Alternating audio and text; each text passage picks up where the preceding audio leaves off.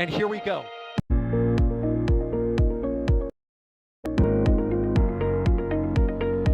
There's the W. Here's ignition. Roger, roll, Atlantic.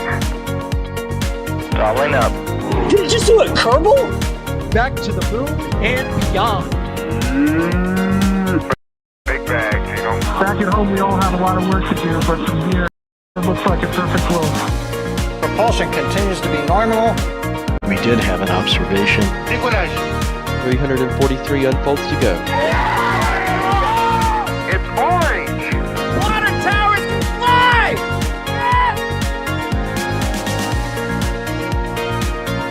Bingo! Right in the center. There it is! That was surreal. That's not what we want to see. No! Oh my God. Yikes, you bet. We don't need any more of these. Hello everybody, we've been waiting for this for hours. It feels like for hours when it started rolling out of Mega Bay and we thought, oh great, we're going to go live any second, and then hours passed, we think probably for a storm, we're not too sure, but it is finally on Highway 4. Booster 20 that is, Booster 20, the actual booster for Flight 13, which is probably going to catch us all up unaware pretty fast. I say unaware, there's no times out for the middle of the month, etc. But of course, big caveat is this has to go well. It has to go through a static fire test with 33 engines.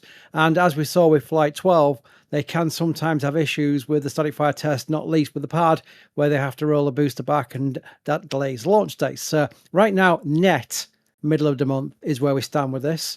But to talk about this rollout, including me, is Ryan Webber. Hello, Ryan. Hey everyone, how's it going? Yeah, Booster 20 finally rolling out. They had a 1 a.m. to 5 a.m. closure, and then they finally get the booster out at like 5 a.m., so they weren't going to make that closure. It was like 4:30 or something like that. And then they ended up just sitting in the ring yard waiting. They posted a 10 a.m. to 2 p.m. closure, and then, as Chris was saying, we think it could have been weather as the delay as to why they didn't go, but one way or the other, Booster 20 is on Highway 4, headed for the launch site for 33 engine static fire test. Don't know what else they'll do. They might do a tanking test before. Don't really know. As of right now, the only closure setup is for tomorrow. It's 7 a.m. to 7 p.m. It's the only primary date, so they may just only do the static fire and call it good. Then becomes the question as does it roll? I've looked at the after that booster a little bit here and there. It doesn't have as many harnesses and as many testing hardware as Booster 19 does, which kind of makes sense because it's the second booster to do this kind of static fire. So that hardware may be able to be taken off on the transport stand and not need a rollback to the Mega Bay to open stuff up. The chines look like they're all bolted together, not taped, so all the gaps are bolted and closed. She's painted. She kind of looks in a flight config. We'll have to see if she rolls back or not. I don't really know. SpaceX could just do the static fire if everything goes perfect. Keep her out until the pad's 100% ready and the ship's ready, stack and go in like within a week or two. We'll have to wait and see. I don't think they'll make next week though. I honestly think something will pop up. It always does. So. If you've got any questions, do at NASASpaceflight followed by your question in chat. That means you're going to our panel because you asked a question just like in chat, it'll scroll off the end of the screen within seconds. So the way to make sure it goes into the panel so we can ask it is to put it with the NSF or at NASASpaceflight before the question. Although Ryan pretty much just answered about 15 of them there. So we've got everything covered. Everyone's asking about fast turnarounds. Are the chines done? Everyone's asking about that sort of thing. But that's been kind of covered in the start there. By the way, I always make a point of thanking the producer. So thank you to Jay Keegan, who's producing this. I never forget. And I always make a point of it. Yeah, I've forgotten previously. That's why I make a joke out of it. We have had some support already, which is bonkers. Grishu has become a Capcom member, which means you got access to our Discord, which is really cool and very much appreciated. Telstars gifted a Red Team membership to somebody else. So Telstar's already a member and then made someone else a member in the community, which is really awesome. And then with a sub chat follow, 5x5 on chat, got home just in time to catch the stream. Do you think they will have time to get tests done as well as today and get given a delayed rollout? Well, that's what Ryan was pretty much talking about in the intro. They've actually moved the closure of the next testing part after this rollout from today to tomorrow. So once it rolls out, they'll put it on the pad, but they won't do any more testing. The closure has now moved to 7 a.m. at the very earliest local time tomorrow. And that's the first we'll get any testing. And then the testing question is, will they do a tanking test first, or will they then do a static fire after that, the following day maybe, or something like that? Or will they go straight to a static fire test? That's the question. I'm going to just try and summarize. Everyone keeps asking Ryan, even though they've probably just found the stream and just joined. Let's summarize what we think may happen as a best case scenario to make next week. Do you think they'll go straight onto the pad, load it up, do a static fire test, and just leave it on the pad and take the ship out there? I don't think they would leave it on the pad. I think they'll put it back on the transport stand. There is still wire harnesses set up on the booster. I saw some here and there. Not as much as Booster 19, but I still saw some. I would expect them to have to take it off the launch mount and put it on the transport stand in order to remove all that stuff and do final closeouts, if there was anything left to do. So that's what I would expect, and then it would sit on the transport stand until they were ready with the booster and with the mount, put it back on, and then they just wait for the ship to get its payload to come out and get stacked. At which point, I would expect at least either a tanking test or a wet dress rehearsal on that front. Very cool. Abel George Wilson has become a Red Team member themselves. Not wait for a gifted membership, got there themselves. So thank you, Abel George Wilson, for that. Space Watch 01, thanks for all the work everyone does. We appreciate it. Well, thank you, because it's the community that allows us to do this. Simple as that. I've said it so many times, I feel like I'm repeating myself, but it's different audiences sometimes on these live streams compared to, say, our Raptor side on Starbase Live, which is, by the way, this is replacing the Raptor side because it's going to go past the 8 p.m. UK, 2 p.m. Central Time. Let's work for the Americans. So we'll be doing a stream instead. That's what we're doing. But it makes sense because we can take questions just like we do on a Raptor side. But this time we've got like even more things going on, such as a rollout. So it's like a bonus Raptor side. By the way, the Gigabay, they keep adding bits to it, Ryan. Is this now the top level? That is the working on the top level right now. This is the top. Basically, yeah, where the level is right now is a combination of where the bridge cranes will be, the transfer aisle bridge cranes, and the quote-unquote penthouse section on the top of the Gigabay. That's the level they're working on right now. Yeah, it actually goes to show how much taller it is than the Megabays. It also goes to show that a booster fits inside that Gigabay really nicely.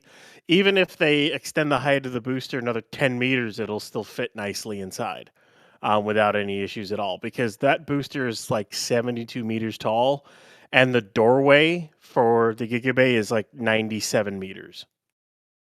So they have a decent margin.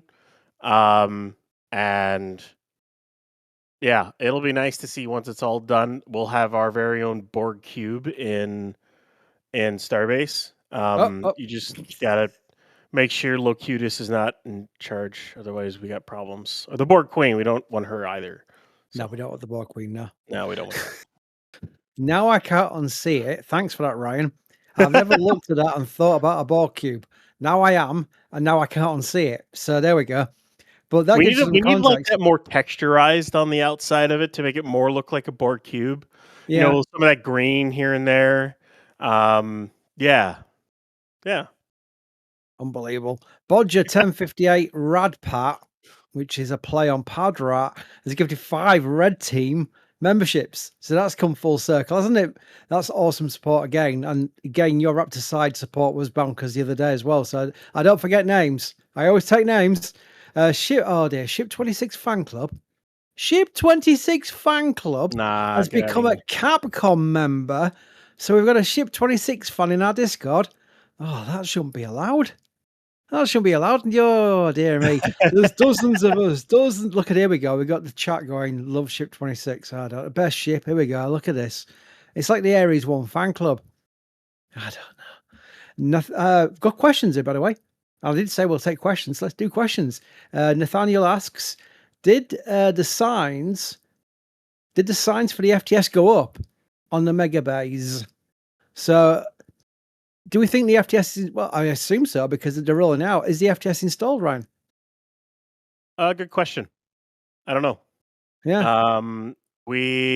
The last RGV flyover, I did not see an explosive placard on Mega Bay 1.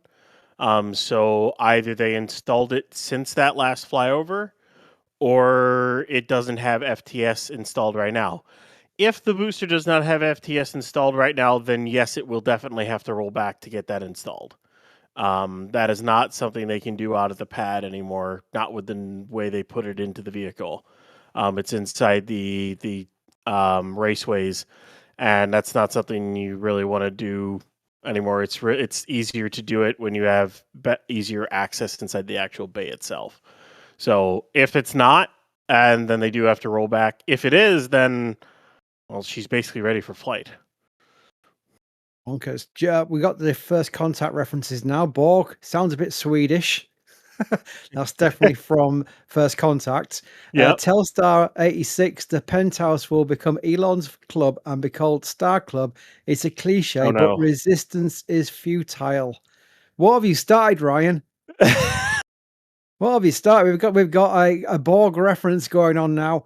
Oh dear me, I've seen more as well, but I'm going to keep going. I will take sci-fi references. I'll just kind of say it for everyone. Me and Chris were just hanging out in the VC waiting for this stupid booster to move.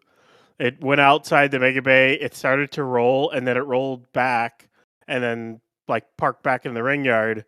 And then we started talking about sci-fi a bunch. We were going through like Babylon 5, Star Trek, and everything else, and it was a lot of fun.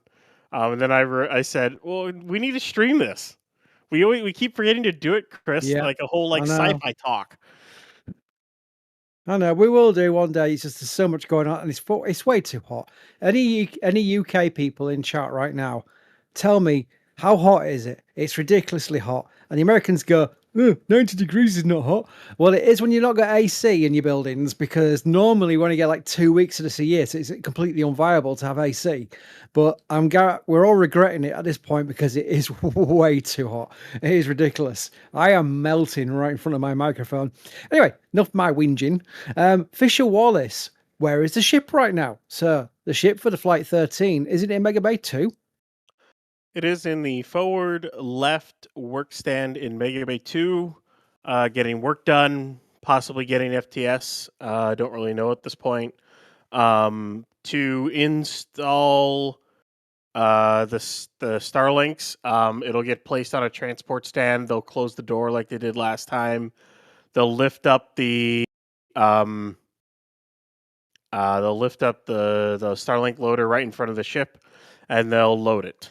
We don't know what exactly the payload is for this yet, but that's basically what will happen there. So when the ship goes and gets placed on a transport stand, do not expect that it's getting rolled out that day. Expect it'll get rolled out in like a day or two after that. But yeah, basically. Yeah, I've got Americans telling me you can turn AC off. You have to use it all the time. Well, the problem is you got to spend about £1,000 to get AC installed in your house, and then next thing you know, you only use it for 2 weeks. That's the problem. Otherwise, we would do. Yeah, I know. Central heat and air for the win, yo. That's what I got right now. It runs. It runs most of the time up here, even in Minnesota. It's running right now. It's nice. I love it. I keep it at like 66 degrees is where I like to keep it at. Nice and cool. Nice right now. Yeah. It's worth the money. So worth the money. Yeah. But again, I'm not going to argue with it because I'm melting. Sharbert Todd Watt has done a super chat to say, you ready for this, Ryan? We are the Borg. You will be assimilated. We will add your biological and technological distinctiveness to our own. Your culture will adapt to service us. Resistance is futile. Oh, I felt all Picardy there. Yeah. Yeah. Oh, Race shields. memories. Red alert. Yeah. Wharf. Fire. AKA soft banana. Then the massive cliffhanger, and then it comes back after the next series starts, and you're thinking, did they actually fire? And it was like, like, oh, really? That was your cliffhanger? The Enterprise D fires, but Picard is ready for it because they know what they're doing and they've assimilated him. So, spoilers, by the way, for anyone who doesn't watch it. But basically, the deflector pulse doesn't do anything because the Borg have adapted to it and are ready for it because they've assimilated Picard. So, yeah. Still one of the greatest cliffhangers. What? What was that? You nerds talking about? Who's this? Who's this? Who's this? It's EJ, everybody. Hello, EJ. Are you joining us for this rollout stream where me and Ryan had gone crazy? We've gone mad with power, and we were just basically just ignoring the booster and going on to sci-fi. Well, I mean, dude, sci-fi is right on your screen. You know, I mean, I'm just saying, you don't need to look very far. Oh, what a segue back into the topic. There we go. There you go. It's true. It's true. We are. I mean, who 15 years ago would have been saying, oh yeah, in 15 years time, we'll have the world's most powerful rocket booster. It'll come back down. They'll catch it with these two massive metal chopsticks on the tower.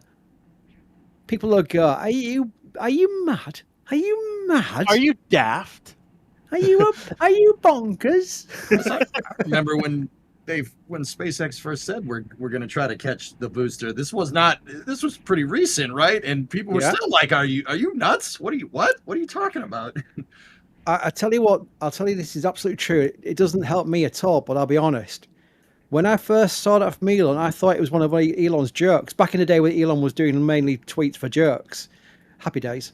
It was a case of, he was like, because he mentioned something about bouncy balloons for dragons being, sort of like in the ocean and stuff like that. And I was like, and that was a joke. And I thought it was another one of his jokes about catching boosters with chopsticks. I honestly did not think it was real. I thought it was a joke. And then next thing I know, we're seeing them building these sticks at Sanchez, and we're like, what? Hang on a minute. But what's going on here? So it really is. It's. I'm looking forward to it, and I'm going to bring it on to a question here for both of you. I'll go to EJ first, and then Ryan. So probably will have a deeper thought on this one because I think I know where Ryan will go with it. But EJ, do you think that despite the boost back burn issue on Flight 12, SpaceX feel confident they've got a handle on this to the point that they will give Booster 20 a chance to return to the launch site? Ooh, I've been getting asked this a lot throughout the week, Chris. I'll be honest with you. Look, that booster clearly flipped in the wrong direction on Flight 12. It kind of went off to the side, and that was clearly the reason why they had some, let's say, problems after that. Right? Like, that's not... I said that, I think we all said that, right? Like, right after it happened. We're like, no, that's not what that's supposed to do. I wouldn't rule it out, to be honest with you. But, what I told my stream the other day is that, look, the safe answer is saying that Flight 13 is just a repeat of Flight 12. That's the safe answer, right? The cool answer, and we want to be cool here, right, is SpaceX has enough data to try and catch that thing. I kind of want to be cool right now and say that, yeah, that's possible. But yeah, it's hard to say. I mean, like I said, the safe bet is saying probably not. But yeah, I'll be the cool guy that doesn't look at the explosion and say, yeah, it's possible. I think that would be really cool. I don't see why not, right? As long as it flips and does the boost back correctly, right? Like, that's where I was going with it, EJ. And Ryan, I'll give you some context on before I ask you what your opinions are. By the way, chat join in. Do you think Booster 20 will be a return to launch site or not? With this caveat, they could say we're going to attempt to bring Booster 20 back to the launch site, and then if the tower is not go or the booster is not go, they just divert into the ocean. So no loss there. Will they give it a chance? Is the question, Ryan. Do you think they'll give it a chance, or will they completely rule it out and say this one is a soft splash down in the ocean? No. No, don't try it. Don't even try. This booster has a completely different aft configuration compared to the last one that they caught. Completely different. The entire plumbing distribution system is entirely different. You now have a LOX landing tank, which provides a separate feed, which is entirely different. The booster's CG is different. You're now, have 3 grid fins. You're landing on the grid fins now. No, you need to demonstrate the new profile by splashing down. That looks like a 59. Yeah, that I could be was going to say, Ryan, we're going to get really engines. That could be 159. Don't really know, though. But I don't think they even try to catch it. No, there's no reason to. Don't risk your tower. You cannot risk that at this time. Absolutely not. I'm going to say yeah. You know why? Personal preference. I really just want to see. I don't want to see these catches again. I'm still looking forward to it. Here we go. Let's pick out some. That's 81. Yeah, we had 53 something there. I think that's 117. Hey, they need to put a little Master Chief on it. Agreed.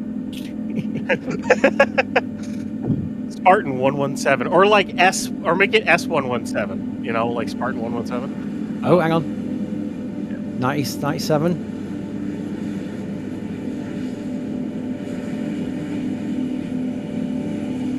Glorious SPMT noises as well. The drone of the SPMTs taking out booster 20. 49.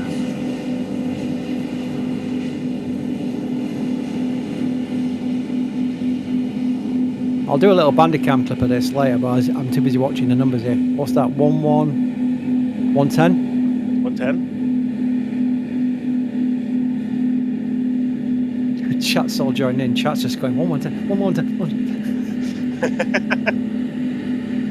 Hey, chat, what number was that? Do you think it was 110? No, I saw 0.3. 32 something? That might be 132. I doubt that's 32. That's probably 132. Yeah. But they do look great though. Look at them, these Raptor 3s. They look so clean. So, Ryan, look at the TCA. The TCA was 53, so that's possible that could be 32, Maybe engine that was being a little funny. Yeah. On the TCA. I think that was a TCA 93. I don't remember. There was a TCA 93 at one point, but either way, yeah, I always love seeing the Raptors, and wait a minute. You can also see some of the harnesses hooked up. Oh, got a question on that. Actually, I think this thing will. Yeah, this is probably gonna need to roll back. Do you think? Oh, yeah. So you see one of the harnesses going up into the chine right there? Yeah. So that's going through where like a camera would be, if I remember correctly, and that in order to take that off, you have to dismantle the chine and take the chine apart in order to disconnect that harness. And I don't know if SpaceX wants to roll that dice with FOD out at the pad. I think this is rolling back. Yeah. There's multiple harnesses going up into the chines. I think this will roll back into Mega Bay 1 to get all the harnesses out, and then they'll and probably FTS install. I'm gonna say I don't think it has FTS. They could just cut the wires. Just saying. Yeah. Big pair of scissors. What are you gonna do? Reuse it? I mean, well, that was a question. Ryan, that was a question from AKA Soft Banana. The testing wiring harnesses, do they plug into the booster or to the ground equipment? So they plug into the booster to hook up to all the avionics, and basically there's a harness for every single engine. So all 33 engines have a harness hooked up to it, which on the transport stand, if they do have it hooked up to all 33, that is a pain to disconnect all that. It's way easier to do that on the work stand in Mega Bay 1. But basically all this stuff then hooks into separate testing hardware on the mount. So they basically get more data out of the booster. And they get more data from different locations on the booster as well. I don't know if they have the strain gauges around the common dome. They had those for Booster 19. There's a chance that they do. That is kind of something you wouldn't really take off at the pad either, if they do have those, but we'll have to wait and see once we get a better look at the Common Dome again. But I think this will roll back to get the hardware taken off. Which, I mean, won't take long. That's like, that'd be a couple of days, and then it rolls back out again. Roll back in, disconnect it all, put the... roll. Yep, you answered my question. I was going to ask you, well, how long will that take? And what, you know, again, we're working on a net launch date of the 15th, I believe, the 15th. What T0 are they aiming for, Ryan? We don't know. I would assume afternoon again, so the ship can land in daylight. Yeah. Basically repeat what they've done the last couple of, which is an afternoon launch and everything like that.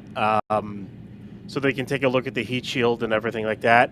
I would be curious. I'm curious to see if they're going to make a certain add-on to Ship 40, because we saw Ship 43 last night had more ablative on the leeward side. I'm curious if 40 is going to get that. We'll see when it rolls out. To do some extra testing on heat shield stuff, because I think there was some discoloration on Ship 39 they might not have liked, because as we all know, that heat shield is still a work in progress. But I mean, well, we'll see when this thing launches. Probably a week and a half, 2 weeks, at least 2 weeks, because they gotta have to roll it back again. EJ, do you know Schrodinger's chat wants to know what a username is the vehicle pressurized at all during transport? Well, it's not. We're not going to know until we find out, right, Schrodinger? We're going to have to go find out. No, it is. It is. They have some. It's pressurized. It's not a lot. It's not near flight pressure, but I mean, like, okay, so. Yeah, exactly. I saw a couple people asking in the chat, like, if you look at the chines and all the raceways on the side of the booster, that's the covers that cover stuff up the side. They're like all bendy and flexy. They're oil canning really bad. But the stainless that is the outer tank wall, all right, it's nice and smooth. Well, the reason why the chines oil can is because they weld a bunch of things to them, and the stainless warps. Stainless warps under a lot of heat. Like it does that. But on the chines, it's not that big of a deal because it has a structure behind it, right? You could see there's tons of welds on the booster. They were welding stringers on the inside of the booster. You could see that's what all those little dots are on each ring, right? But you don't see any oil canning. It doesn't look like, floppy. That's a dead giveaway to know that the booster is pressurized. It absolutely is. It's not anywhere near like the pressurization that you'd get like with flight pressure. It's just enough to add a little bit more rigidity into it. That it's going to make it easier to pick it up when it's pressurized. If you pick it up unpressurized, it'll like Ryan said, there's strain gauges. The whole thing will stretch like long cat style. Yeah, old memes are old. I know. I think if I remember correctly, each tank has 100 stringers running around the inside. I believe that. Mm-hmm. They've upped them over the year over the boosters. For those of you who remember Booster 4, in order to even go inside that thing, they had to hook it up to a crane because it had like barely any structural rigidity to it. Yep. With the newer boosters, like in the past, they used to have a pump hooked up to the vehicle when they rolled it out for pressurization. Well, now they have so much structural integrity that they can press the tanks, close it off, and then roll it and be done with it. Or like partially press it and roll it. They don't have to like keep it hooked up because, well, they've actually engineered rigidity and structural integrity into the vehicle, which has added a lot of mass. That is true. But considering the G-forces this thing goes through, especially when they do the flip and burn for a 33 engine boost back, that's a lot of G-force just going right back through the booster. It kind of needs it. Hey, one thing I've just noticed on this view we've got here that has been shown many times, it's our highway site, but I've only just noticed it because I'm focused on the booster, is that right now the booster is between the two pads, but look at pad 1. You can see where the mount is building up, which is really cool. I know that's nothing new, but it's my personal observation of the year just now. Well, but it does show you, doesn't it? It kind of gives you a lot more kind of bearings on where the two pads will lie when they're both identical again. That's not where that pad will go, though. Where that structure is, that is a prefab for the server structure. They prefabbed it off to the side. It just hasn't been lifted into place yet. Oh. So how far will it be lifted? That will be lifted. It'll be lifted much closer to the tower, like right under the right chopstick is kind of where it's going to sit. Yeah, you see kind of like under there. It'll move towards that direction, and then like right behind those, you can't really see it from here. You can kind of see the gray as like all the open spots are filled in the bottom half of that server structure. That's where they are pre-assembling a bunch of the trench walls. So there's 4 separate trench walls they're prefabbing together, and they're double stacking them. So that LR11,000, whenever that's ready to go, and whenever the trench is ready to go, which they're in the process of digging it out and cutting off all the piles that they all the CFA piles, and then they got to lay all the rebar and then pour concrete. So there's a little ways to go on that one. But you'll see double stacked prefab wall sections getting lifted in by that crane. That's still a couple of months away from that, but they're making progress. They're actually kind of a little bit behind Pad 1 wise because the launch mount hasn't really been started yet because they're still waiting on parts for the first level. So they're actually kind of behind a little bit. Timeline-wise. First of all, 2 points for order here. 1, who the heck was drawing on the screen? We had telestrator capability. Probably Jay Who Keegan. was it? Was it Jay Keegan doing it? Wow, Jay, you've got a magic pen. That was cool. With a mouse, for the record. Oh, it's awesome. I might ask. No, hang on, no, because I want to get to this. Second point of order is Colleen is out there and taking lots of pictures. Here we go. Spam time. I've gone mad with power. There we go. So we've got some close-up photographs of the booster rollout. It means Colleen is out there. So we'll have a nice bunch of photography coming as well. So that's me happy because that answers the question we were thinking about earlier. Because Caesar, bless him, was out until the early hours of the morning this morning, wasn't he? So we were hoping that Colleen would be out there. That answers the question. There we go. Cool. Right. So back to, hang on.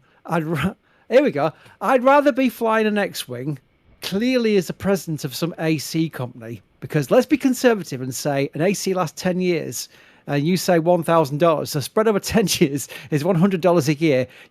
Would you pay $100 for 2 weeks of 68F inside? You know what? I would. Yeah. I really would. Right now, I would. A full HVAC system is like $5,000. Yeah, but I rent as well, so I can't get it installed, so I'm stuck. Yeah. But I get the point. No, I do get the point. The UK joke is that it is for just 2 weeks of the year, but actually we've had 3 heat waves this year already, so it would have been absolutely worth it. The likes of Ryan Caton, I don't know if he's ever mentioned in public, has got AC in his house. And he makes a big point. Well, he's got fibre and AC, and he tells us every single day about both of them, doesn't he? So I don't think I'm leaking too much there. I can't pronounce that username, so I won't even try. Is the speed of the SPMT is more than a NASA crawler? Yes, it is. Right, EJ, the NASA crawler is 0.8 miles per hour. Can it go faster unladen? Yeah, if it's carrying a load, half a mile an hour. That's 0.8 kph. Unladen, it's 2 miles an hour, which is 3.2 kilometers an hour. I know. It's pretty quick. Now, the SBMTs can go faster, but honestly, the SBMTs are not moving, 8 million pounds of rocket and 15 or 10 million pounds of mobile launcher. So they're just moving the booster. You got to remember the crawler transporter can move the whole thing. It moves the whole thing to the pad rather than just a booster or a ship. So yeah, they tend to go a little bit faster. Hey EJ, do you know what we call this camera? A good one? No, status bar camera. Because our status bar, look at it. We can see what the booster is in relation to the production site. It's awesome. What a view. I mean, that gives you some context on a lot of things. Not least the the distance, if you can sort of like parse it in your mind on a map between the production site and the pads, but also the two pads and the separation between the two pads. A lot of people think the two pads are very, very, very close to each other. They are close to each other, but not that close. And Ryan, I've got a segue for you. The two towers on 37, will they have pretty much the same separation or more or less? Way more separation. Wow. Just to put it in perspective, the side of 39A, the section of 39A where they're building that single Starship launch pad is it's a little bit smaller than the entire launch site at Starbase. 37 is even bigger than 39A. And the pads are going to be at opposite ends of that launch complex. Like there is a significant distance between the two pads over there. Yeah, like it's basically the entire tank farm is going to be between the two pads, is what they're doing, at opposite ends. So be about a quarter mile apart. I just measured. Yeah, it's a long ways apart. So 400 meters for everyone else. You know what, AJ? We do both. We have miles on our roads. We have liters at the petrol stations. So that makes no sense. We do both. We interchange. We do pounds. We do miles. We do yards. But we also do meters and things. So whenever you talk to a UK person saying, "What's a kilometer?" it doesn't work because we do miles as well. Haha. Yeah, it's because it's the better measuring system, Chris. Obviously. Well, I can do either. It's mad. What's the bilingual? Yeah. So for reference, the two pads at Starbase are 357 meters apart.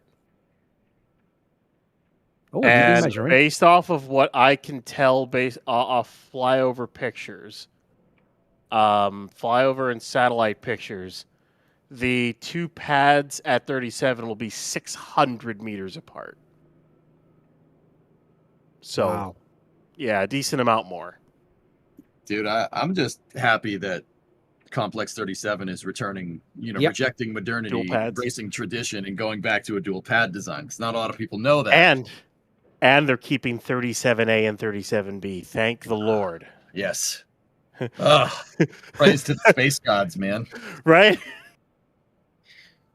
I mean, it's true. I mean, again, I'll just back that up because I can't think how far back I would go on this one, but it was always like 37A. And thinking, okay, it's one pad. Why are they calling it A? Was there a B at some point? It's now we've got it, A and B. So it's really cool that we got that. We're going to go a little bit off topic here, slightly, but I think it's something that I don't mind asking because we did mention Star Trek earlier, and it gives our opportunity, Ryan, to do our little, if Jeff is watching, MCC Saxman says Stargate is the best Star show. Ryan, discuss, because we want Amazon to get that show back. I can't disagree with that. I love Stargate so much. I love Star Wars and Star Trek as well. Like, I love them all, but like Stargate is like it's Stargate. Yeah. Who's the showrunner that was pretty much designing this new Stargate show before it got cancelled? Well, it wasn't one of the original showrunners. It was one of the writers that was going to be a showrunner on it. And the original showrunners, which were Brad and Joseph, were going to help advise alongside it, was the whole thing about it.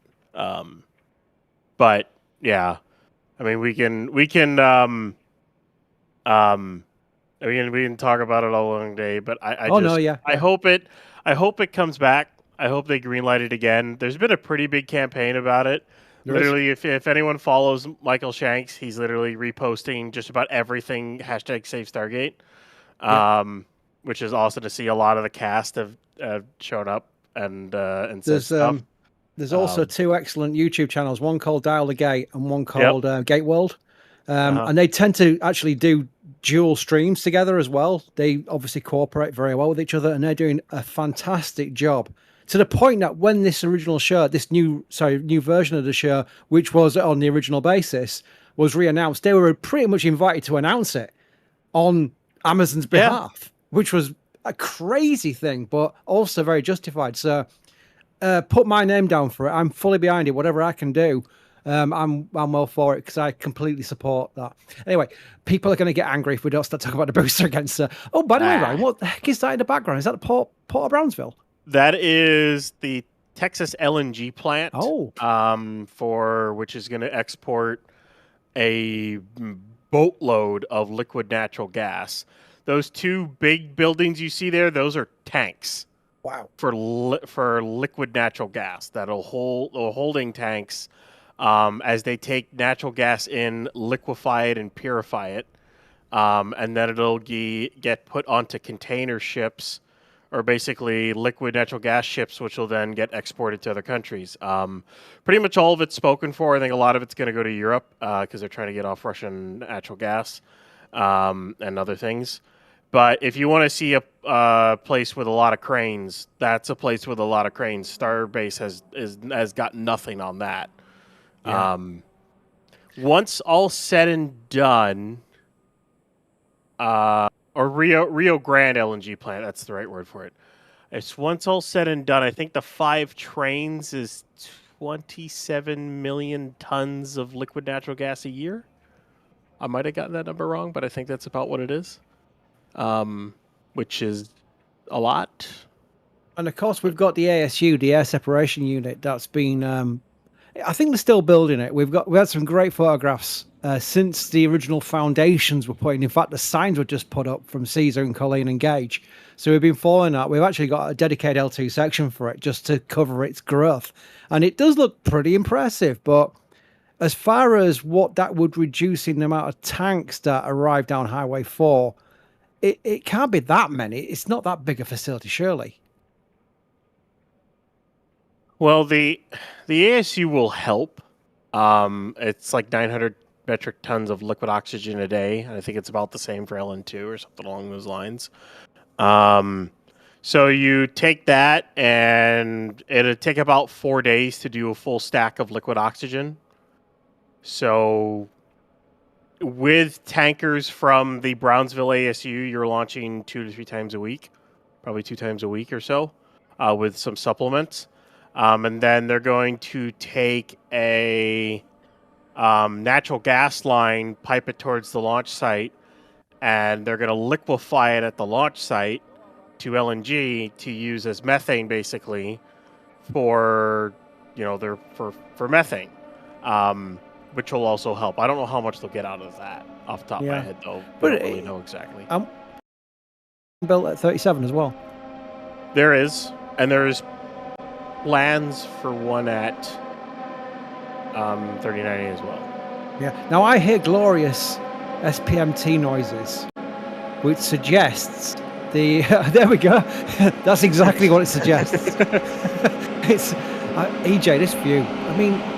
You've been around rockets a good amount of time. I'm not aging you, EJ. I'm far older than you are. But the ability, because this isn't a public space. This camera is not in some secret, cubby hole we shouldn't be in. This is public area. There is no reason you can't get this close to rockets during rollout. I would ask people if they do go down there to keep their distance and respect the SPMT people and the security, of course. But there is nowhere else pretty much on the planet that I know of that you can get this close to big rockets, any rockets at all. Now, this is, unprecedented for spaceflight, but, we're genuinely in a new era here where you can kind of do this. What always gets me with the with like this whole thing of the SPMT is that guy that's walking with the red hard hat, that's the guy that's controlling it. Yeah. He's just controlling a little briefcase. That seems like a cool job. Yeah, by the way, Cybertruck police cars. That's very, very SpaceX future, isn't it? Right. One thing I was going to say was, I remember one of the first times I got the SPMT noise was on a Mary video. I think it's before. By the way, we've got an anniversary of Starbase Live coming up, the 5-year anniversary coming up in a few days' time, but we haven't forgotten about that, by the way. But before the SPL, became like a 24-hour stream, we were obviously using Mary's video clips and making them into videos and stuff. And I remember one of the first times I experienced an SPMT with the noise was a Mary clip, and he was basically in some deck chair hanging off the back of it, right? And he just put one hand up and waved at Mary. It was the most awesome thing ever. I will have to one day, I'll probably ask one of our team because I'm terrible at searching for stuff, but there's definitely a clip on our channel somewhere of that happening. And it is so cool. And that was like my first experience of the SPMTs. Oh, someone's just got L2. Look at that. Someone's got L2 lifetime. Wow. Wow. Hang on a minute. Oh, hang on a minute. No, I'm going to make sure I give a shout out to that person because it should come up in the panel. When people buy things from the store, it comes up in the panel. Bear with me. I'll come back to that because that's a real big support level. And by the way, you won't be disappointed because that L2 lifetime is not just lifetime of L2 membership, which is like a fire hose attached to your head. It's also lifetime Discord member access. It's like Capcom for life as well as a bonus for being L2 lifetime. There we go. I see. That wasn't the design plug. I just saw the banner come up on the stream. That's awesome. Right. Sorry, I've completely I was thrown off track by that because L2's my baby. Right. Goz wants to know, if a ship is in orbit and there's an issue with the tower, can they just land in the Gulf of Pacific? So that is related to the ship, Ryan. Yeah, they'll splash down if there's only one tower available. If there's more than one tower available and they have the ability to make more revolutions on orbit, then you land at another tower. Like, say, for some reason, you launch out of Starbase and you're going to land back at Starbase, but say the tower at Starbase is having problems. Like something on the chopsticks broke and you can't land back at Starbase. Well, try to line up with Kennedy, land at Kennedy, and then you don't lose a ship. That's something they can do in future, basically. So it'll be interesting to see how that all works out. It's going to be nuts to see a bunch of ships up there just kind of coming back where they need to, or they using a Starlink mission to ferry a ship. So you launch the stack out of Starbase, do a Starlink mission, then land it at the Cape, and voila, you now have another ship at the Cape. But you did it by doing a mission rather than having to barge the thing over. So, There we go. And that L2 lifetime membership came from Penguin. A very cleverly spelt Penguin. There we go. So bear with me, Penguin. I will be sending you because I personally do this. I personally look after the upgrades. I think it's something we could definitely automate, but I've always said, I'd rather do it because people are supporting us. I'd rather do it personally. So you will get a message from me giving you the confirmation that you've got an L2 lifetime and the instructions for the invite to the Discord as an L2 member, which is L2 lifetime, which is lifetime membership to the Discord. There we go. Cool. So if you're listening to this stream, and you might be, there we go. That's what's happening. Back to questions. I get sidetracked so easily. There we go. Ari wants to know, when do you expect SpaceX to drop the Flight 13 page on the website, Ryan? They're not going to drop it until they're much closer to launch. And I know people say, well, they're like a week away. Not maybe. We'll go with maybe on that one. Probably not, though. I would expect after 33 engine static fire, if they have to roll back, which I am expecting them to at this point. I just kind of expect them they're going to have to. Then they get ready to do that final rollout and wet dress or tanking test, because there's a bunch of stuff shipside that they have to test, as they added a whole new cryo line from the tower. I think it's part of the LOX liquid vapor side stuff.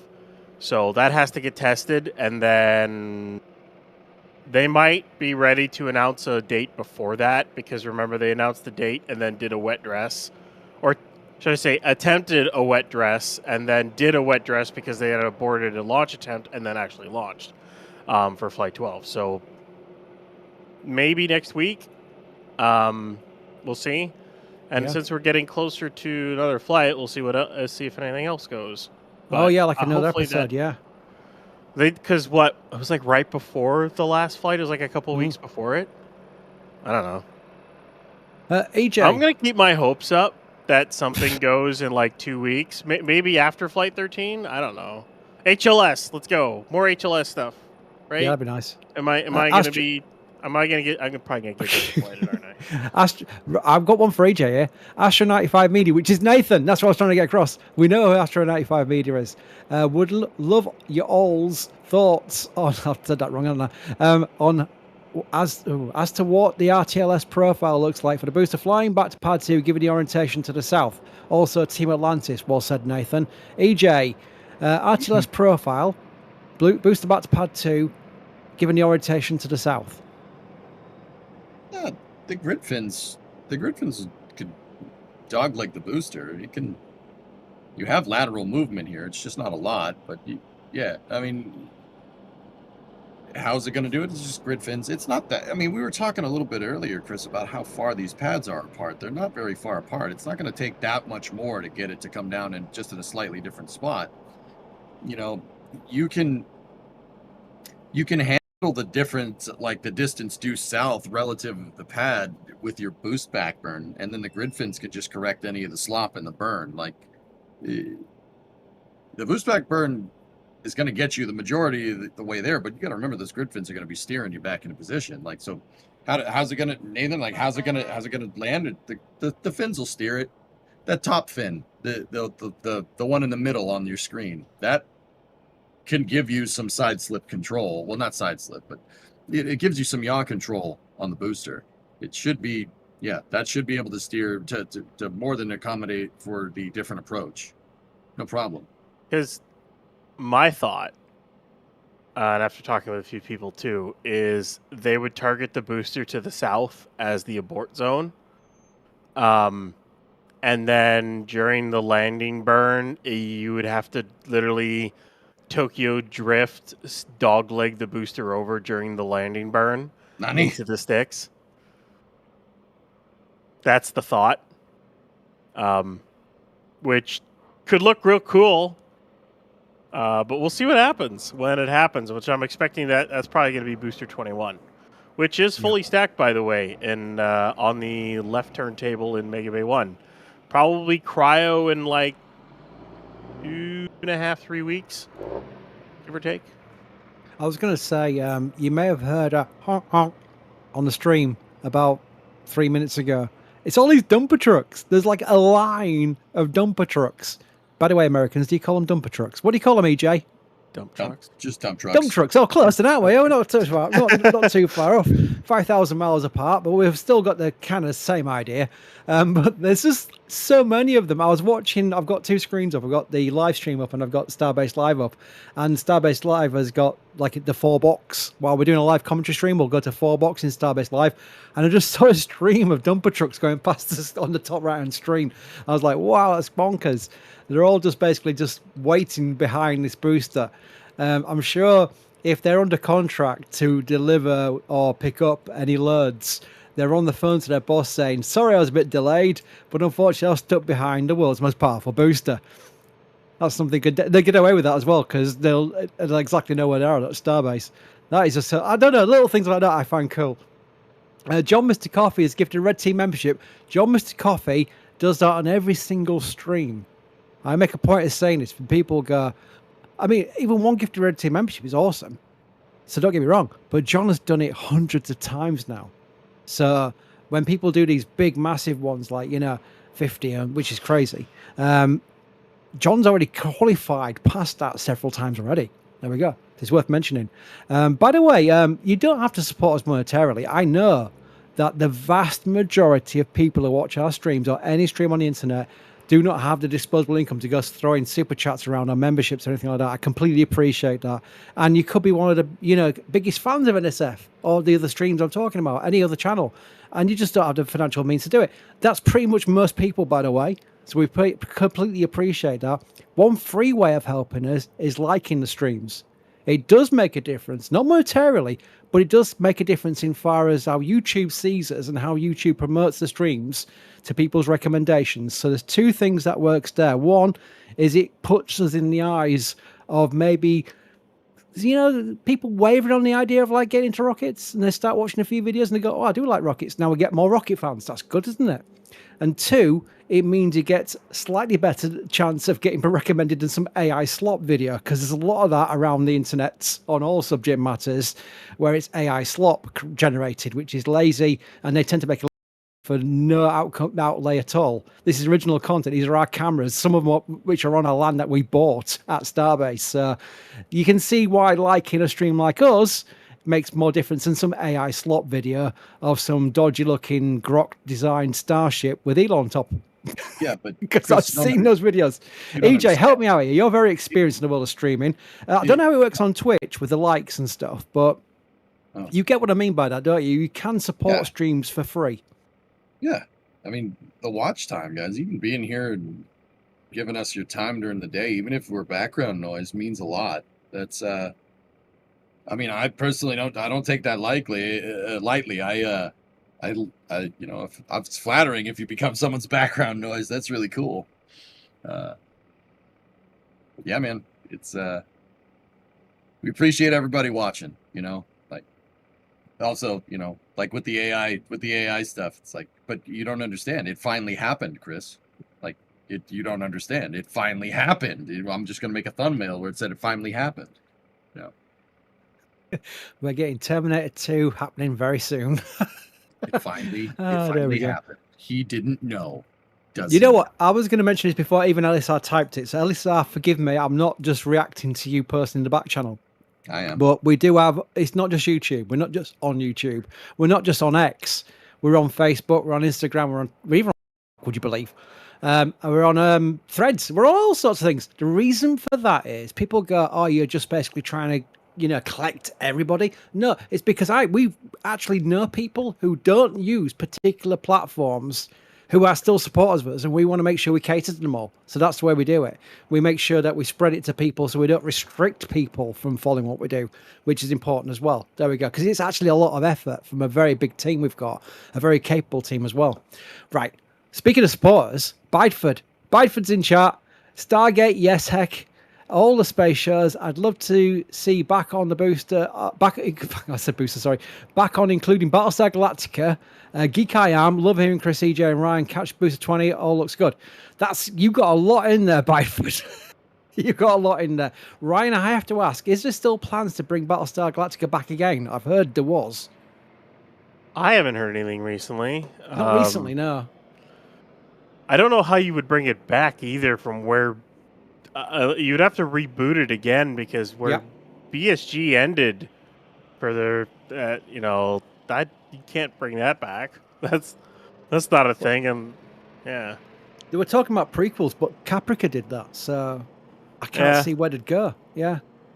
Anyway, you'd have to go back to like original Cylon War or something along those lines. But I look at it and say, unless you were to remake it exactly as it was with the same showrunners, writers, you wouldn't be as good as it was, so don't even try. It's one of those things. And like when you go to do video game adaptations and other things like that, it's like you need to have someone who actually knows the lore, who actually knows the facts. Yeah. Like when they made the Halo series, the person said, I've never played Halo before. It's like, then get out. Get out, and you shouldn't even be making that TV show. Leave. Go. Ryan, out. I'm going to stop you there. That was because so I bad. thought Halo. No, I'm not having this. I thought. Stop talking. I thought the Halo remake was good. No, it is unbelievably bad about how bad that Halo TV series is. Okay. Chris, it is one of the worst pieces of sci-fi show ever made. All right, Chris. What Halo do you like the most? What Halo video game do you like the most? The first two. The original old Xbox ones. Literally the first two. I didn't take any further than that. You didn't play Halo 3? No. Yeah, I was about to say that one of the better... man. Nope. I played the first one and the second one on the original Xbox. Love Reach too. Explains why you like the TV show. Oh. I know, chat. I know I'm in a minority of one. But I did like it. I really enjoyed it. I thought it was good. Yeah, I know it was silly in parts, but I did enjoy it. Anyway, moving on. Bert Todd has become a Capcom member. Thank you, Bert Todd. That means you have access within about an hour. I think it takes to integrate between YouTube and Discord. They talk to each other. We don't manually do anything. It's automated. Make sure you're a member of our Discord. It's very cool. Telstar, in the voice of Picard, there are 4 boxes. Nice. Turtle Sanctuary. See, Ryan, we should do a sci-fi show. We'd have a lot of fun, wouldn't we? Seriously.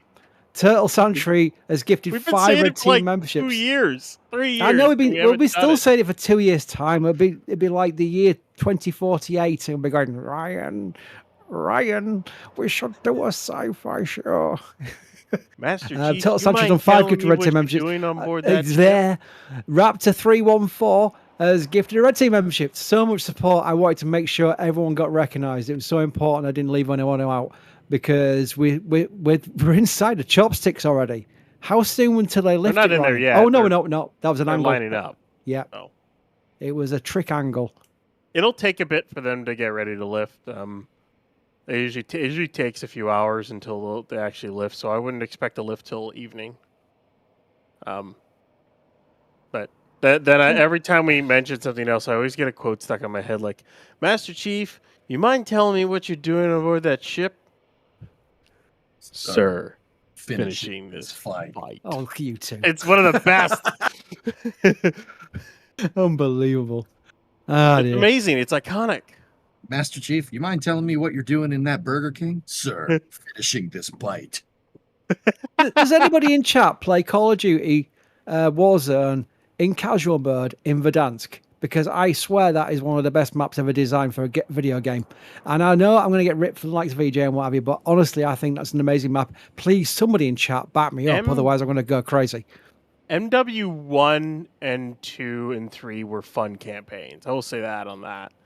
I remember the MW2 days of actually playing domination and shutting out teams. I've done that. 200-0. It was so much fun. You know, new tubes. We could go down a whole rabbit hole. We could do, yeah. No, we're not going to do. The thing is, somebody backed me up. 2 people have backed me up for Verdansk is good. Thank you. Oof. I thought Verdansk was awesome. When the original Warzone. Because I was getting ripped over Halo, I just wanted some vindication that my taste isn't terrible. But speaking of which, someone called Ship 26 Never Dies. The username is S26 Never Dies. Well, it is. It's been scrapped. It did die. Do we think? Do we still think the Cape Gigabay will be done by the end of 2027, or could it be done sooner, Ryan? Define done, because exterior, the structural steel is done. The cladding is nearly done. As for the internals, when it comes to conduit, electrical, HVAC, plumbing, bridge cranes, work platforms, work stands, you're talking at least a couple more years. It will take a long time to finish that building internally. Same thing with the one at Starbase. Like it took them a year and a half just to build the Gigabay itself, just the structural part of it. Now you got to add everything else to it. Takes a while. They're still kitting out Star Factory and Starbase. Still. Yeah. But again, it's the future. They built it. It's no longer plans. That's what that's what I put. We've seen the plans over time on what SpaceX and other companies want to do. While they're not finished and in operational phases, at least they're building the things. You know, we're seeing the future now, aren't we? We are literally seeing them committed to this future because the buildings are erected. So I'm excited already, even if they aren't operational. Yeah. Chris, I have a motto, covering spaceflight this whole time is talk is cheap. Make something. So we clearly have a lot of hardware here from SpaceX, which shows intention to me. There are companies that are like, oh yeah, we're going to do this. We're going to do this. We're going to do this. We're going to launch this thing. EUS. What? And then they don't, Yeah. No. We're going to cheap. I like that. Yeah. I like that saying. Show me the flight cheap. hardware. If there's no flight hardware or qualification hardware or whatever, you can really kind of gauge where companies' priorities are at. Like take Blue, for instance. All right. They had the NG4 disaster and that stinks. But look at, since then, they're doing the work, clearing that pad. They moved the launch deck yesterday, right? And they're I still think it's going to take a little bit longer than what they think, but they're working on retooling the pad. They're getting it all cleaned up. They're seeing what they can reuse. That if they just sat there and said we're going to do this in 6 months and then just went radio silent, I'd be like, sure you are, sure. But you see the work getting done. You see the work getting done. You see the stuff being moved around. You see the buildings getting repaired. There you go. Talk is cheap. Do it. Yeah, absolutely. I was going to say, EJ, you might have heard me a little chuckle while you were talking. That's because my brain was saying Phantom Space. Show me the hardware, not silly renders that you've nicked a photograph from NASA and put your name on it. Yep. I'm getting ripped to shreds in chat about Halo. Chris, I'm disappointed by you in saying Halo was a good. Sorry, though. Behave yourself, Ryan, because I'm getting ripped as it is. You don't need to join in. Telstar86 says, Chris, I'm disappointed by you saying Halo was a good show. I said I didn't say very good show. I said it was a good show. I may have to remove the horse chat channel from our Scars Discord, which is these. I've forgotten the acronym now, but it's to do with Starbase. Turtle Santry. But by the way, you spent hard-earned money sending that, by the way. So thank you for your super chat. Turtle Santry says, Chris B is old-fashioned. He thinks LOL looks like Darth Vader's TIE fighter. Don't ask him about Halo 3. Come on, guys. Now, look, come on. I'm not a big gamer, and I am a console gamer, so I'm completely against the grain here. I'm not a PC gamer, which is probably a sin to even say that. I'm mainly FIFA, COD, and GTA. I'm not someone who's gone deep down in the weeds of gaming. So the fact that I've played the first 2 Halos on an original Xbox is probably a bit of a feather in my cap compared to what I probably normally do. West Coast F33 Demo says, will there be oh, hang on. It must have just joined because we've been talking about this earlier, but I don't mind repeating it for people who have just joined. Will there be a booster catch for Booster 20? So we don't know, but we're going to just give our opinions. Chat join in as well. EJ first. Will they go and try and catch Booster 20? The safe answer is no, but I want to believe. That would be really cool if they did. It'd be a lot cooler if they did, man. Yes, it is. Ryan? No, they won't. Chat is mainly no. Yeah, chat's mainly no as well. I'll say it once, I'll say it again. Be a lot cooler if they did. I mean, you're not wrong, but I don't think they will. You see, my thought is... All right. My thought is not based on anything technical. It's just a hope. Is that they don't rule it out. Now, that doesn't mean they will. And the chances are they will still go for an ocean landing. But I would like them to at least say something like, we will decide after the boost back based on the tower and the booster. That's what I hope. And then there's still probably 90% of the time still bring it back to the water. But if they do go for a catch, put it this way, if they do go for a catch, the tower says good for catch, the booster says I'm good to return, and they catch it, this booster could be going to the Cape, Ryan. Now, again, caveat is it's a big if they're going to go for it. But if they did and they caught it, Ryan, would that make it the prime candidate to go to the Cape? No, I still think it's going to be... It'll either be a COT 21 or it'll be Booster 22 that goes to the Cape. The pad isn't ready for a booster yet. It's still a few months away. So there's no reason to send one. Because as soon as you send a booster over to the Cape, whether it was a COT one or a rebuilt one, that's still a flight you're taking away from Starbase, and you need to fly as much as you can right now. If you were to catch 20 by some miracle and you reuse it, you want to use it in Starbase to fly again because you need that flight. Like, that's a booster that you can have ready possibly before even Booster 22. And you need to do that. You need to fly more. You don't really have the ships to do that at the moment either. You're still building them. But either way, you need to fly.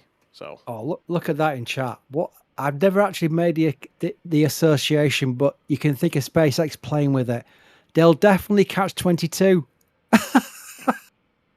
Oh, that could be clever. That could be another SpaceX banana level stream with the banana T-shirts and what have you. Oh my goodness, Catch 22. No. Oh, that's giving me some. That's giving I me was some about to do a ideas. Taylor reference. Oh, you're not making a Taylor reference. Oh my goodness, we're doing the full Ryan suite of interest here, aren't we? Halo, sci-fi, and Taylor Swift. Anyone got an ice hockey question? Jardis, oh my god, here we go. When you first saw Halo, were you blinded by its majesty? Hopefully, some ships will be Paralyzed? to some Halo ships. Dumbstruck? Oh, No. hang on, Ryan, name What? me some Halo ships. Like classes of ships? Or are we talking names? Anything that would work, maybe as a potential future name for a ship. The Pillar of Autumn. Yep. Ah, The CSO class, the Long Night of Solstice. There's a ton of, like, the Savannah is 101 from Halo Reach. Ooh. In Amberclad. Yeah, the In Amberclad is a great one as well. To Dawn. Mm-hmm. Those are good names. There's a lot of good names you can do. You can do, like, the Fleet of Particular Justice was the fleet name. The Carrier Shadow of Intent, some good ones. Infinity's not too bad. No, Infinity's no. That doesn't exist. Stop. No, it doesn't exist? Stop. Okay. Stop it. Ryan, I've got one here from Trance who says we need the first V4 ship named O'Neill with 2 L's.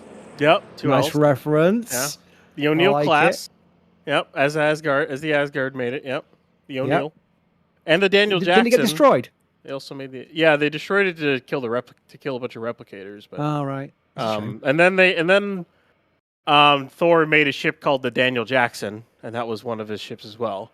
Thor kind of was like a SG-1 fanboy, even though he was the supreme commander of the Asgard fleet, which was always funny during SG-1. Man, I thought I was a nerd. You're just on another level. Oh, EJ, you've got no idea. You've got no idea, EJ. Seriously. There's so many. One person's really angry about Halo. I'm not even going to put that in. I'm not even going to put that on screen.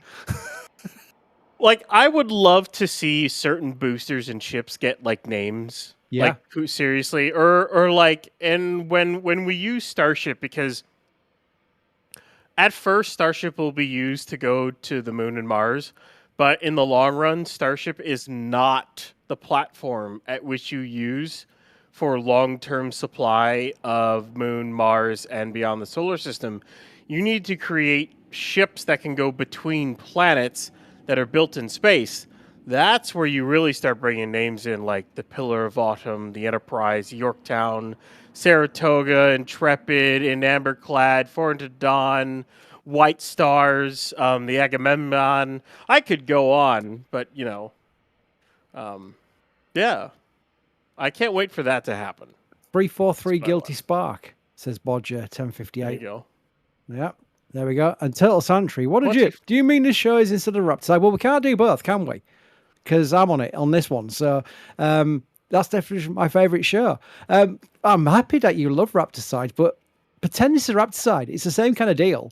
We're taking questions. We're showing live views of what is actually an event as well. So it's better than Raptor. Usually Raptor is basically the most you can hope for is a chopstick moving. This is literally a live stream of Booster 20 rollout in the style of a Raptor. So it's not necessarily replacing it, although technically it is, but it's the same kind of thing, Turtle Santry. There's no drastic diversion away from what we normally do on there. But thank you for your support anyway. You literally sent a super chat to say that. I do also like this, EJ. Look at this. Past and present Hopper with the partial eclipse of Booster 20. It's literally partial eclipse. But it gives you some size context, isn't it? Yeah, it absolutely does. In the foreground, guys, that thing with the tripod is SpaceX's first Starship test article. It's Starhopper. And then behind it, you have their newest test article, which is Booster 20, right? What gets me, Chris, is, you guys want to understand the scale here. Look at the cars parked under Starhopper. And look at the dump truck going by. It's, this scale is quite large, to say the least. These are big pieces of equipment. Topical Fish MC wants to know when Ship 40 gets a command because Boost 20 has a command. I will work on that. That's my fault. That's Nightbot. I have the power to give new commands, so I will work on that, Tropical Fish. I promise you. Turtle Santry just does in capitals Halo 3. We really stirred the hornet's nest with Halo, didn't we? My word. By not playing it, man. Jeez. Yeah. One of the greatest games of all time. Seriously. Yep. Like, without a doubt, Halo 3 is one of the greatest games of all time. Yeah. Well, again, I can't disagree. I'm not disagreeing at all. The Great Beyonder, do you think boosters will get a nice paint job in the future? So we're talking about names, but what about painting them? Because they are these big silver cylinders, which I do think look very pretty, by the way. I personally would be against painting them, but I mean, one, there's no real benefit, but EJ, do you think there's maybe maybe some like big milestone missions, maybe some commercial company buys a Starship launch and says, I want this one painted? Can you think of any scenario where they would? Say that again, Chris. Hold on. The question was, do you think the booster will get a nice paint job in the future? Ships and with shark mouths and things like that. I was thinking, well, why would they? But maybe if some commercial company bought a flight, like a Dear Moon kind of thing, and requested that for their hard-earned money being spent on the contract to buy that vehicle, that it gets painted in some way. Yeah, maybe not on the boosters, but I mean, you know, people are, yeah, I think they'll paint the ships. Guys, they've already done that. We've seen ships with the serial numbers painted on the side and graphics and stuff painted on the side. I mean, stainless is paintable. It's whether that paint is going to stay on during reentry or even up in space is another story. The paint does not adhere very well to stainless steel. You really have to scuff it up. But yeah, they've painted it. Sure. I mean, it depends on the kind of paint that you're using too, but yeah, I don't see why not. I mean, if anything, Chris, I want a Starship with the steel side painted white, you know, to get that shuttle aesthetic. You know what I mean? Oh, that'd be so nice. I did see. Blankets? No, you know what? I did see back in the early they even had launches. Someone did like a fun artistic version of a Starship ship in the space shuttle complete makeup with even with the windows and everything. It did look pretty amazing, I must admit. Looked real good. Yeah. Yeah, it did. It really did. I've just remembered that just now. It's come to my memory. People are now saying, EJ, do Halo streams on your channel? I don't. Who asked that? Who are you? You set me up. Set me up. What are you wearing, a wire? No. I've played Halo from time to time. My big thing with Halo on the stream is I've made some of the ships in KSP, Kerbal Space Program, but they're too big. They're too big for KSP to really like it. So if you guys are familiar with a game called Satisfactory, it's a 3-dimensional industrial building game. The project is shelved right now, but now it's making me want to play it, and now it's making me want to go do it. I have a 1-to-1 scale of the Pillar of Autumn from Halo, from the Halo series, which is like the Pillar of Autumn to Halo, Chris, is like the Millennium Falcon to Star Wars, right? Like or the Enterprise to Star Trek. Or the Enterprise to Star Trek, exactly. Yeah. I have a 1-to-1 scale replica of the Pillar of Autumn in dry dock. The dry dock that's on Reach. Now it's obviously not on Reach. It's on, I forget the name of the planet in Satisfactory. But yeah, it's under construction.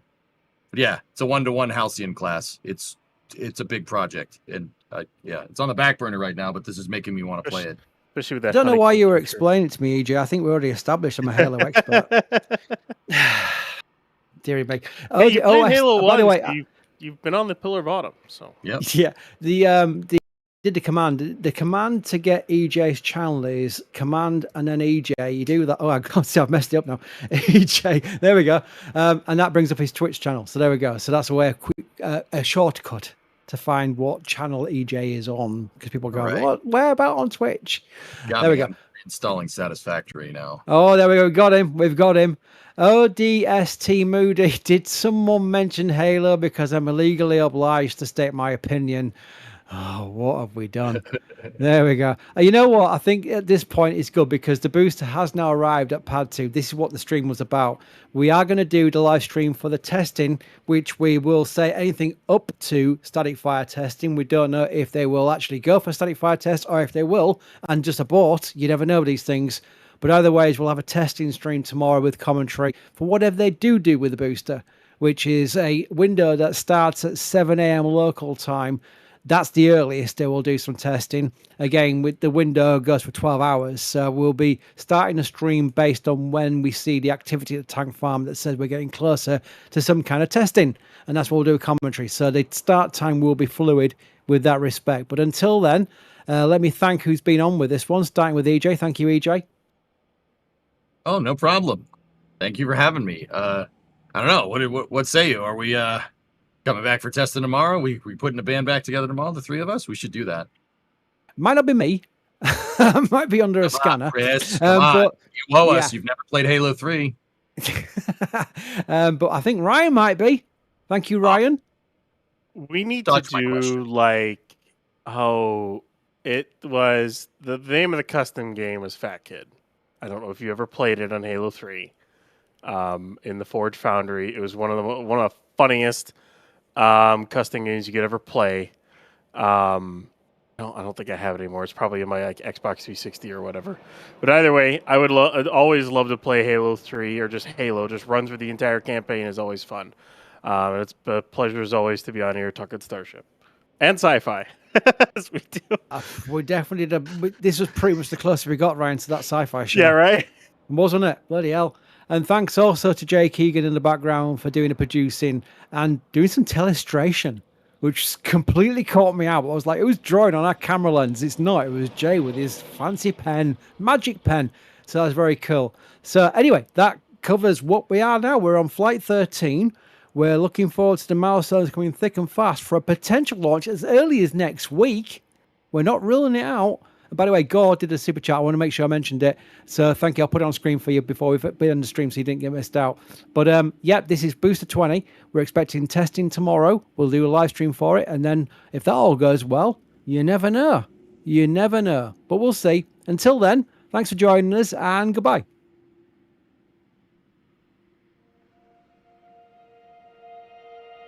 And here we go.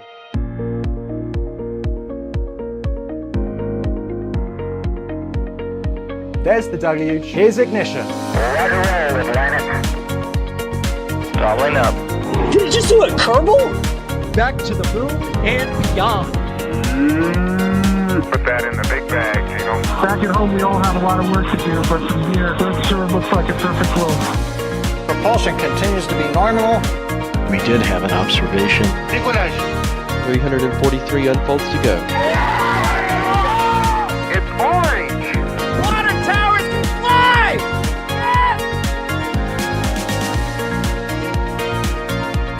Oh, right in the center. Where's Jacqueline?